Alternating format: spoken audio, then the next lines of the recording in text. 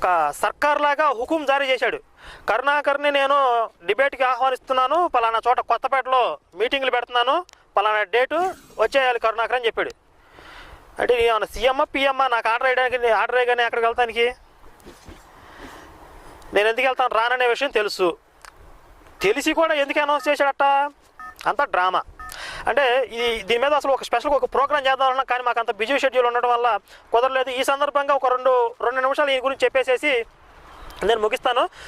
ఈయన చేసిన ఈ డ్రామా గురించి పుస్తకం చివరిలో ముద్రించాం, అనుబంధం 2 అని యాడ్ చేసి పాస్టర్లు ఎవరెవరు ఎలా స్పందించారు అనే భాగాన్ని మేము పొందుపరిచాము అందులో విజయ్ కుమార్ చేసిన ఈ కామెడీ పెర్ఫార్మెన్స్ను కూడా మేము ఇందులో ప్రస్తావించాం.